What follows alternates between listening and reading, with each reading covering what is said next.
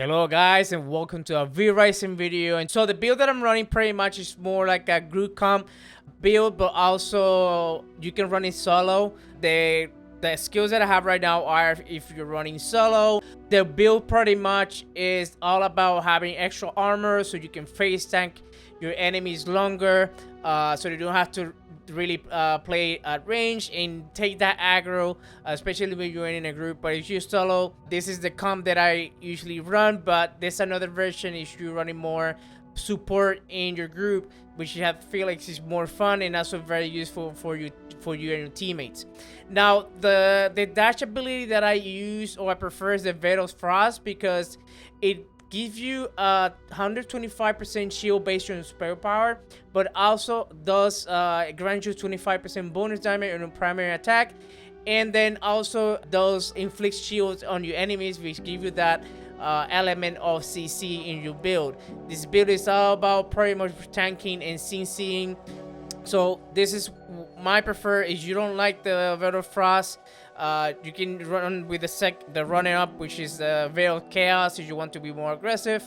But I feel like the Veil Frost is definitely better because it grants you that extra armor, especially if you have the Scholar Blood type, which I'm gonna go discuss later.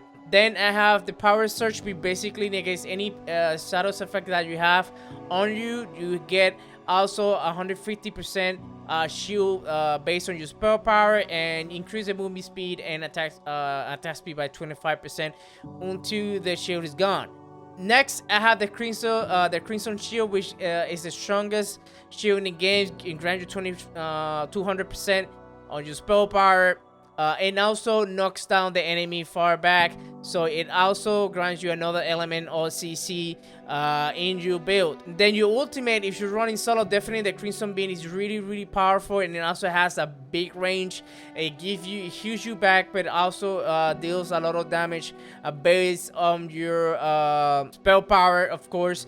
So it's a very good ability if you're running solo, especially when you get in trouble. Definitely can clutch you out of a very difficult situation.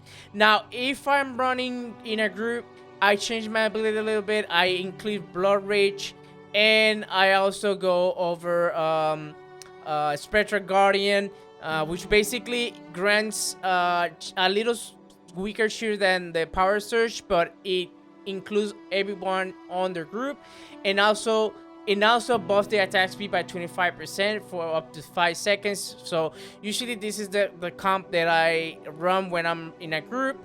And for the ultimate, I use Spectral Guardian, which basically gives you and your allies shield protection, and also the little golem start attacking as well, up to 7 seconds. So it's really nice when you want to be close and personal. So that this is usually what I run, but if I'm solo, I run the other comp. Now, in terms of weapons, I usually run the hammer. I think it's so much fun for me. Also, the hammer has a lot of CC, so you have the stun and also the knockback, which both abilities. So it's important to have attack speed because it's a little slow, so it's gonna help you definitely to swing faster, do more damage over time. So at least having one ability that increases your attack speed is really important.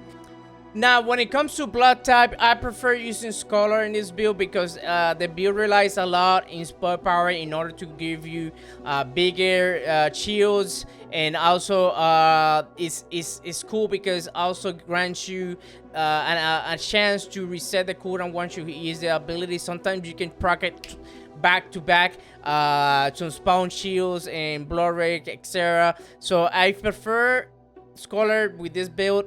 Otherwise, the runner will be Warrior if you prefer more physical power. It negates also the physical damage taken as well, by up to 25%, I believe, and also has a chance to parry any attacks as well. Those are usually the two blood types that I tested that it felt like right with this build. If I had to say a third blood type, probably would be the rogue, for if you want to do more crit and stuff like that. But at least for my experience, Scholar definitely makes a huge difference. And that's without counting if you have any buff with spell power as well, where you can take potions and stack it on top of the Scholar buff that you already have. So that's that. In terms of the gear in this game is pretty much straightforward. In terms of the main gear is really linear, as everybody knows, so it would definitely you will catch up once you start getting your levels. But the Bloodmoon set, it gives you increased movement by 6% in attack speed as well, and increase a gear level by 1. So when you have a buff like Bloodrage and you have the Wicked Prophet necklace, you have the ability to move faster and you have more attack speed as well. So that's why I chose this necklace. If not, you can go with the Nightstone Beast, which give you more physical damage and also some physical resistance as well. I wish in the future they provide more gear with different attributes, because right now some of the attributes don't make sense to me in terms of building. So since the gear in this game so far is basic, so that's what we have right now. Hopefully in the future we will have more options to choose from, so you have more variety of builds. Again, the weapon, if you don't like the hammer, that's completely fine. You can go over with the sword. I think that will be the running up if I had to choose.